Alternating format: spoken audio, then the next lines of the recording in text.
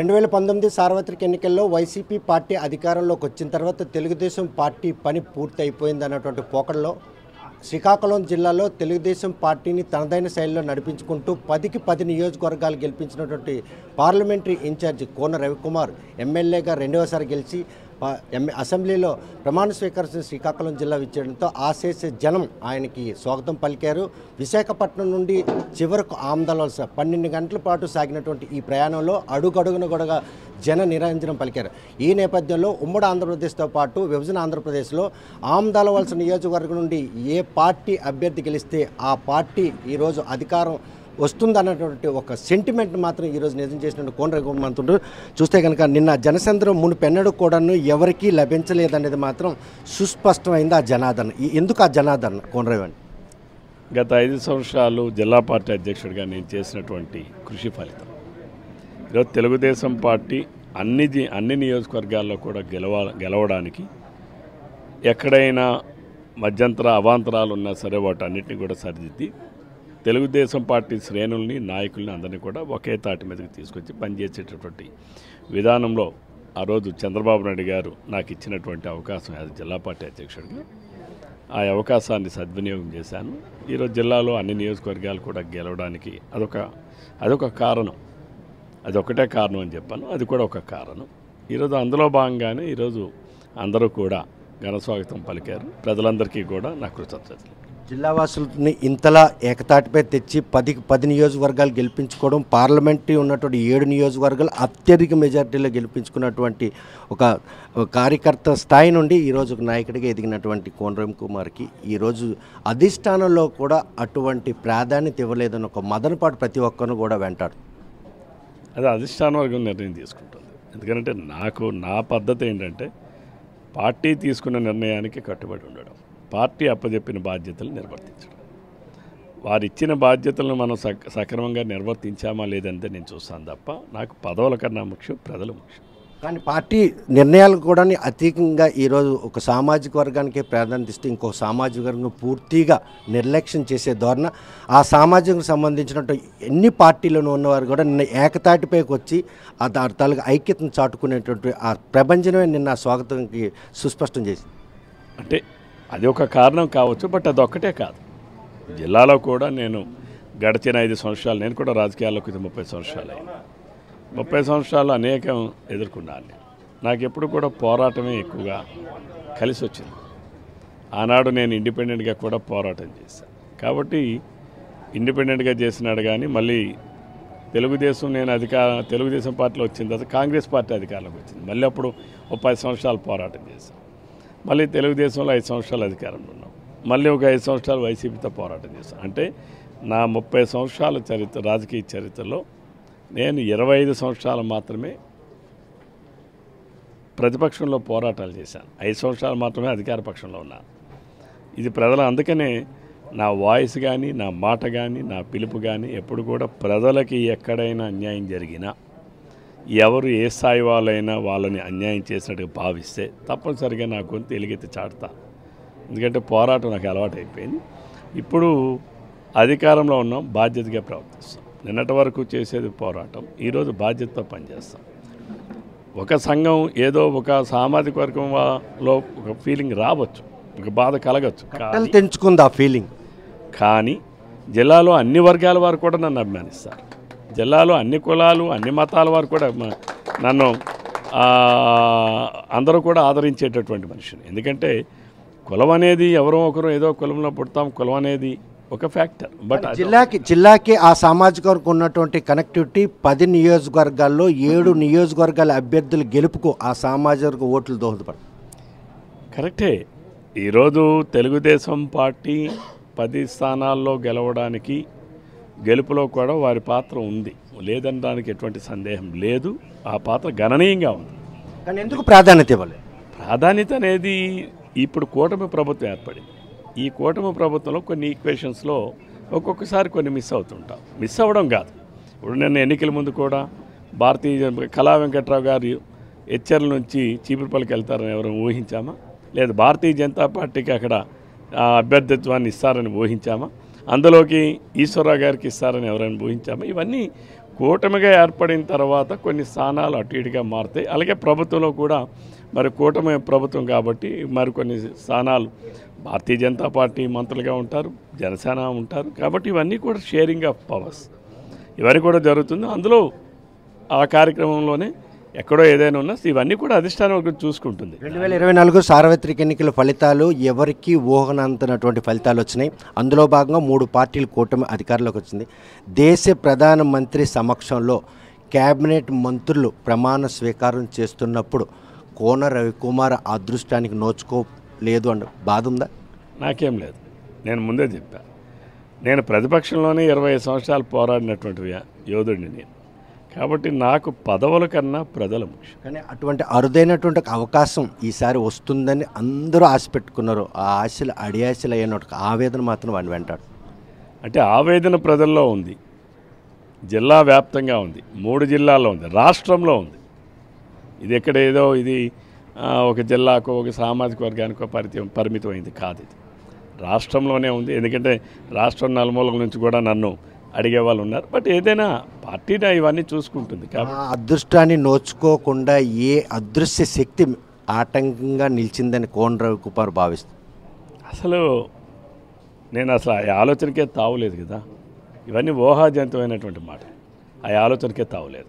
5 ఏళ్ళుగా మాజీ ముఖ్యమంత్రి బటన్ నొక్కి లబ్ధిదారులకి సంక్షేమ పథకాలు అందించిన తప్ప ఆమదాల వలస పూర్తిగా అభివృద్ధికి ఆమడ దూరాన్ని ఉంది. నదుల అనుసంధాన ప్రక్రియ, లిఫ్ట్ ఇరిగేషన్ స్కీమ్లు, రైతులందరూ సాగునీరు అంతగా కంటతడి పెట్టే పరిస్థితి. ఎక్కడి నుండి మొదలు పెట్టబోతున్నారు ఆమదాల వలస నియోజకవర్గంలో ఈసారి?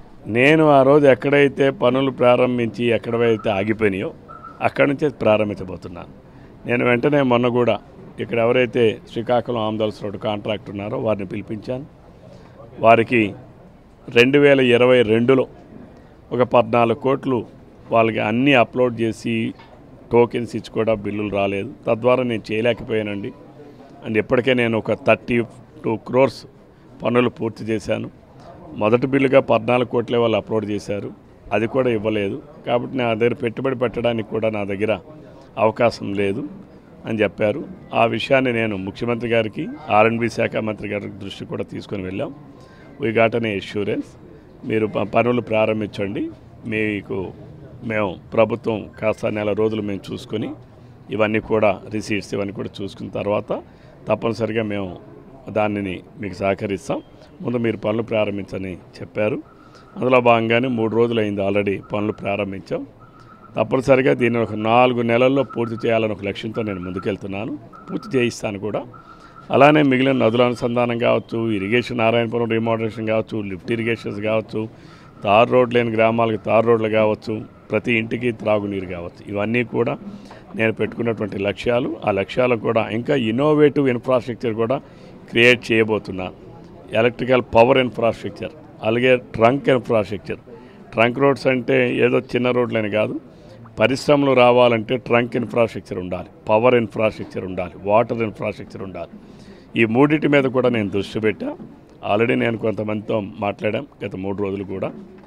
తప్పనిసరిగా ట్రంక్ ఇన్ఫ్రాస్ట్రక్చర్ మీద దృష్టి పెట్టి రోడ్స్ని మనం ఎక్కువగా చేయగలిగితే పారిశ్రామికవేత్తలు వచ్చి పెడతారు. ఎందుకంటే మన భోగాపురం ఎయిర్పోర్ట్ మనకి 45 కిలోమీటర్ల దూరంలో ఉన్నాం.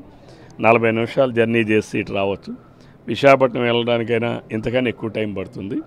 నేను కూడా కొంతమంది పారిశ్రామికవేత్తలు మనం కలిసేటప్పుడు కూడా వారికి చెప్పాను.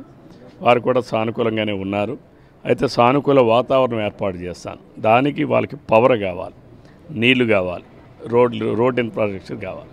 అవన్నీ క్రియేట్ చేయించే బాధ్యత నాది, పరిశ్రమలు పెట్టే బాధ్యత వాళ్ళదని చెప్పి వారందరూ కూడా రిక్వెస్ట్ చేస్తున్నారు. తప్పనిసరిగా నేను ఇటు ఇరిగేషను, త్రాగునీరు, రోడ్ ఇన్ఫ్రాస్ట్రక్చర్తో పాటుగా పరిశ్రమలు కూడా తీసుకురావడానికి నా 100కి 100% కూడా నా ప్రయత్నాలు చేస్తాను. విభజన ఆంధ్రప్రదేశ్కు ప్రత్యేక హోదా ముగిసిన అధ్యాయంలాగా ఆమదాల వలస నియోజకవర్గంలో షుగర్ ఫ్యాక్టరీ అంశం ముగిసిన అధ్యాయంగా భావించవచ్చా?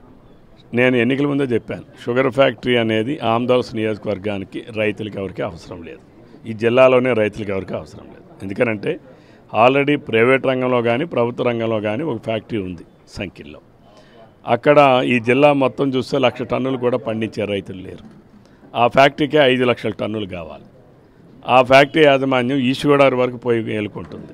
అంటే చెరుకు పండించే రైతులకి చెరుకు అమ్ముకోవడానికో చెరుకు నడిపించుకోవడానికో ఒక ఫ్యాక్టరీ ఉంది. ఇంకోటి దేనికి అవసరం? కాబట్టి ఆమ్దాల్ షుగర్ ఫ్యాక్టరీ అనేది ముగిసిన అధ్యాయం.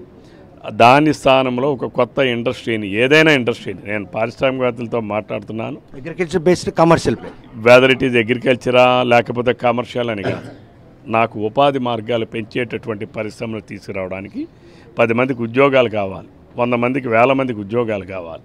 ఆ దిశగా నేను ఆలోచిస్తున్నాను.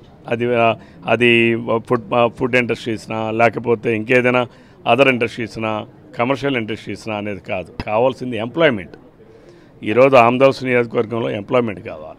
ఆ ఎంప్లాయ్మెంట్కి అవసరమైనటువంటి పరిశ్రమలు తీసుకురావడానికి నేను ప్రయత్నం చేస్తాను. చూస్తే ప్రస్తుతం మాత్రం ఏదైతే ఈ 5 ఏళ్ళలో కోన రవికుమార్ మంత్రి అన్నటువంటి పదం వినడానికి ఆసక్తిగా చూసిన వారి ఆశలు నెరవేరే అవకాశాలు ఏ కోశానైనా ఉన్నాయి. నాకు ఆమ్దాల్స్ నియోజకవర్గ ప్రజలు చరిత్ర సృష్టించారు. 35,000 మెజారిటీ అనేది బహుశా ఆమ్దాల్స్ నియోజకవర్గ చరిత్రలో ఏ రోజు రాలా. ఎంతోమంది పోటీ చేశారు. నాకన్నా ముందు శ్రీరామ్మూర్తి గారు, సీతారాం గారు, అలాగే మన సత్యవతి గారు, అట్లానే ఎంతోమంది పోటీలు చేశారు. ఎవ్వరికీ రాని అదృష్టం, అవకాశం ఆమ్దాల్స్ నియోజకవర్గ ప్రజలు నాకు ఇచ్చారు. ఇంకా అంతకని ఏం కావాలి? MLA ఇంకా 3 అక్షరాల కన్నా ఇంకేం కావాలి నాకు? మినిస్టర్ అన్న మాట వినడానికి కూడా సుముఖత లేనట్టు అనిపిస్తుంది ఇప్పుడున్న పరిస్థితులు, పరిణామాలు. మీకు అన్నీ తెలిసే బయట పెట్టలేదు. లేదు, అదేం లేదు. బాధ్యత ఇస్తే పని చేస్తా. ఏ బాధ్యతలు నేను నిర్వర్తించమని పార్టీ చెప్తే, చంద్రబాబు నాయుడు చెప్తే ఆ బాధ్యతలు నేను నిర్వర్తిస్తా. అల్టిమేట్గా చంద్రబాబు నాయుడు గారు, లోకేష్ బాబు గారు, వారిద్దరు పార్టీని ఎలా నడిపించాలో, ఎలా నడిపించుకోవాలో, ఎలా ముందుకు తీసుకెళ్లాలో వారిద్దరు నిర్ణయిస్తారు. వారిద్దరు నిర్ణయం మేరకు ముందుకెళ్తారు. ఈరోజు కూటమి క్యాబినెట్ అవుతుంది. సూపర్ 6 అంశాలనే ప్రాధాన్యత తీసుకుంటున్నారు. సూపర్ 6 ఏవైతే మేనిఫెస్టో అనితర సాధ్యం కాని అవి 3 నెలల్లో ప్రభుత్వానికి మాత్రం ప్రజలు బుద్ధి చెప్తారని చెప్పేసి విమర్శలు వెల్లువెత్తున్నాయి. జగన్మోహన్ రెడ్డి పిచ్చోడు. నేను ఎప్పుడో చెప్పాను. డే స్టార్టింగ్ జగన్మోహన్ రెడ్డి గారు ముఖ్యమంత్రి అయిన మరుసటి రోజు చెప్పాను, పిచ్చోడు చేతికి పరిపాలన ఇచ్చారు, ఆ రాయి ఎటుపోతుందా. చంద్రబాబు నాయుడు గారికి జగన్మోహన్ రెడ్డికి తేడా లేదా? ఈరోజు మీరు ఒకసారి చూడండి. అమరావతి ఏకైక రాజధాని. ఇంకా ఆయన ముఖ్యమంత్రిగా ప్రమాణ స్వీకారమే చేయలేదు. అమరావతి నిండా లైట్లు వెలిగాయి. అమరావతి వీధులన్నీ శుభ్రంగా ఉన్నాయి. ఈరోజు అమరావతిలో మేము కేంద్ర ప్రభుత్వం వివిధ డిపార్ట్మెంట్లు 60 డిపార్ట్మెంట్లు కార్యాలయాలు పెట్టడానికి సిద్ధంగా ముందుకు వస్తున్నారు. మా స్థలాలు మాకు చూపించండి, మేము కట్టుకోవడానికి సిద్ధంగా ఉన్నాం. అంటే అక్కడ కార్యాలయాలు కడితే ఎంప్లాయ్మెంట్ జనరేట్ కాదా? అంటే చంద్రబాబు నాయుడు గారు వస్తే పరిశ్రమలు వస్తాయి. ఈరోజు క్యూ కట్టడానికి సిద్ధంగా ఉన్నారు. నాకు 2-3 పారిశ్రామికవేత్తలు అడిగా, నేను కలిసాం నిన్న. ఏంటండి ఆంధ్రప్రదేశ్లో అంటే వాళ్ళు మాట చెప్పారు, మేము కూడా నటించామండి. ఎందుకనంటే ఆ పరిపాలన మేము చేయలేం, డబ్బులు పోగొట్టుకోలేం కదా. అయితే మేము నటించాం, ఏదో చేసినట్టుగా చేయనట్టుగా. ఇప్పుడు చంద్రబాబు నాయుడు గారు ప్రభుత్వం వచ్చింది, తప్పనిసరిగా మేమంతా ఇది చేస్తాం, ముందుకు తెస్తాం, ఐటీ పరిశ్రమలు తెస్తాం, ఎలక్ట్రానిక్స్ పరిశ్రమలు తెస్తాం అని చెప్పి స్వేచ్ఛగా ముందుకు చెప్పేవాళ్ళు ఉన్నారు.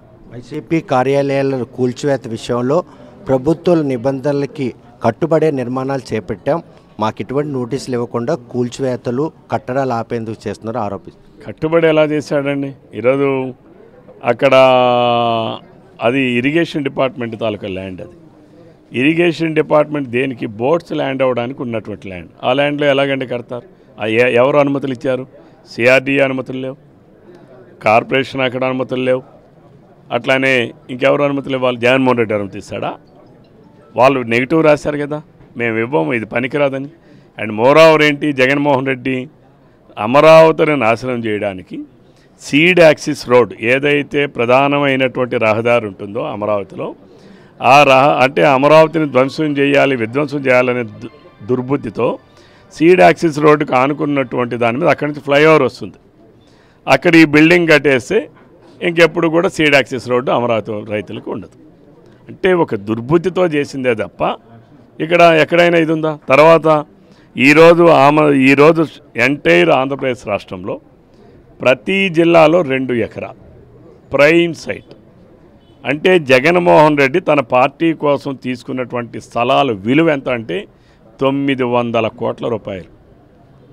2 ఎకరాలు 2 ఎకరాలు 2 ఎకరాలు ఒక దగ్గర ఈరోజు అక్కడ ఉన్నటువంటిది ఒక ఎకరం 50 కోట్లు. 50 కోట్లు విలువ చేసేది సంవత్సరానికి రూపాయి కడతాడట జగన్మోహన్ రెడ్డి. రూపాయి అంటే 50 కోట్లు స్థలం తీసుకుంటాడు. ప్రభుత్వానికి ఎంత కడతాడండి? సంవత్సరానికి ఎకరానికి రూపాయి. అంటే ప్రజలు ఒప్పుకుంటారా? అసలు ఇది ప్రజలకు ఎవరికైనా తెలిసినా ఈ విషయం? అంతకుముందు చంద్రబాబు నాయుడు గారు ఉన్నప్పుడే ప్రభుత్వంలో మేము ఒక జీవో ఇచ్చాం.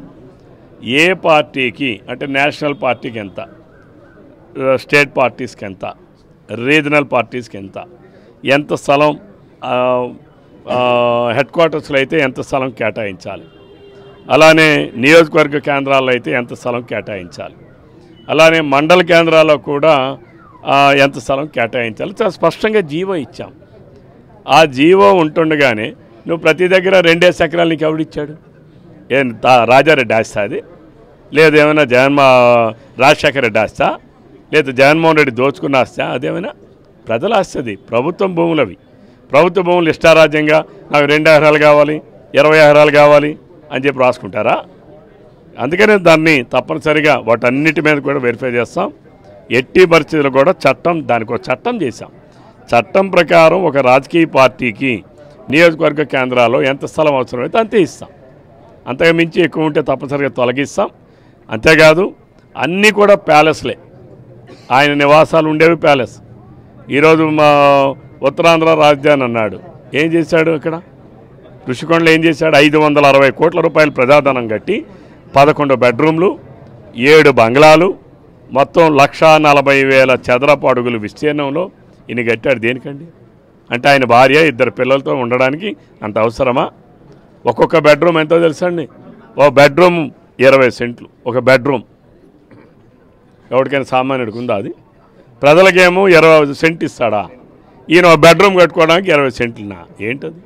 పిచ్చి కాకపోతే తర్వాత ప్రజల డబ్బులు పెట్టి నీ ఇష్టం నువ్వు కడతావు. నువ్వు 560 కోట్లు ఎవరు అవి? ప్రజాధనం. ఏమైనా జగన్మోహన్ రెడ్డి దోచిన డబ్బా, లేకపోతే రాజారెడ్డి ఇచ్చినటువంటి ఆస్తిలోని డబ్బా? కాబట్టి తప్పనిసరిగా వాటి అన్నిటి మీద చర్యలు ఉంటాయి. ఇవే ఇంతేకాదు, జగన్మోహన్ రెడ్డి చేసిన పాపాలు, జగన్మోహన్ రెడ్డి ప్రజల్ని మభ్యపెట్టి దోచుకున్న ప్రతి ఒక్క పైసాని కక్కిస్తాం. ఇందులో జగన్మోహన్ రెడ్డి కాదు, ఎవరైనా సరే వైసీపీ మంత్రులు, శాసనసభ్యులుగా పనిచేసిన వాళ్ళు ఎవరైనా సరే దందాలు చేసి ప్రజల దగ్గర దోచుకున్నది కానీ, ప్రభుత్వ ధనాన్ని దోచుకుంది కానీ తప్పనిసరిగా ఇది చేస్తాం. చట్టపరమైన చర్యలు తీసుకుంటాం. చట్టం దాని పని అది చేసుకునే విధంగానే మేము ప్రోత్సహిస్తాం. గత 5 ఏళ్ళలో పూర్తిగా రాష్ట్రంలో విధ్వంస పాలన సాగింది. ఆ పాలన సాగిన నేపథ్యంలోనే ఈరోజు ప్రజలంతా కూడాను కూటమికి పట్టం కట్టారు. అందులో భాగంగానే ఆమదాలవలస నియోజకవర్గం నుంచి మునుపెన్నడూ లేనంత మెజార్టీతో గెలిచినటువంటి తనకు మంత్రి పదవి వస్తుందని ఆశపడిన వారందరూ కూడాను నిరాశ పడవద్దు, తన పని తాను చేసుకుంటూ పోతాను, అధిష్టానం ఇచ్చినటువంటి ఆదేశాల మేరకు ఎమ్మెల్యేగా ఆ నియోజకవర్గం ప్రజలకు సేవ చేయడంతో పాటు జిల్లాతో పాటు ఉత్తరాంధ్రయే కాకుండా ఆంధ్రప్రదేశ్ వ్యాప్తంగా కోనరవికంటూ ఒక మార్కు ఉంది. ఆ మార్కును అధిష్టానం ఐడెంటిఫై చేసి తనకు ఒక సముచిత స్థానం కల్పిస్తుంది. అంతవరకు కూడా సమన్వయం పాటించాలని చెప్పి సామాజిక వర్గంతో పాటు అభిమానులు కూడా ఆయన సూచన చేస్తున్నారు. వైఎస్ జగన్మోహన్ రెడ్డి అక్రమాలు ఒక్కటొక్కటిగా వెలుగు చూస్తున్నాయి. ప్రధానంగా కార్యాలయానికి సంబంధించి కోట్లాది రూపాయల ప్రభుత్వ స్థలాన్ని అప్పనంగా తీసుకొని ప్యాలెస్లు నిర్మించేందుకు ఆయన చేసిన ప్రక్రియను మాత్రం తీవ్రంగా తప్పుపడుతున్నారు. చట్టం తన పని చేసుకుంటూ పోతూ ఏదైతే జగన్మోహన్ రెడ్డి బాటలో నడిచినటువంటి మంత్రులు కావచ్చు, శాసనసభ్యులు, అదేవిధంగా ఆ నాయకులు ఎవరైనా కూడా వారెవరిని కూడాను చట్టం నుండి తప్పించలే, ప్రతి ఒక్కరు కూడా శిక్షార్హులే అవుతారు. ఆల్రెడీగా ప్రక్షాళన మొదలైంది. ఆ ప్రక్షాళనలో భాగంగానే ముందు ఏదైతే వైసీపీ కార్యాలయాలు ఉన్నాయో వాటిని ముందు భూమట్టం చేస్తున్నాం. నిబంధనలకు విరుద్ధంగా కడుతున్నటువంటి ఆ కార్యాలయాలు సేకరించిన భూములు కూడా ఈరోజు కోట్లాది రూపాయల భూములు తీసుకొని ఈరోజు ప్రభుత్వం ధనాన్ని వృధా చేశారు. ప్యాలెస్ల నిర్మాణానికి ప్రజాధనాన్ని కోట్లాది రూపాయలు వెచ్చించినటువంటి జగన్మోహన్ రెడ్డికి మాత్రం తప్పనిసరి పరిస్థితుల్లో చట్టపరంగా శిక్షించేందుకు కూటమి ప్రభుత్వం మాత్రం సంసిద్ధంగా ఉందని కోన రవికుమార్ స్పష్టం చేస్తున్నారు. వీడియో జర్నలిస్ట్ రామకృష్ణతో సత్యం, RTV శ్రీకాకుళం. మరిన్ని వీడియోస్ కోసం ఛానల్ ని సబ్స్క్రైబ్ చేయండి. లేటెస్ట్ అప్డేట్స్ కోసం వాట్సాప్ ఛానల్ ని ఫాలో చేయండి. అండ్ లింక్ డిస్క్రిప్షన్ లో ఉంది.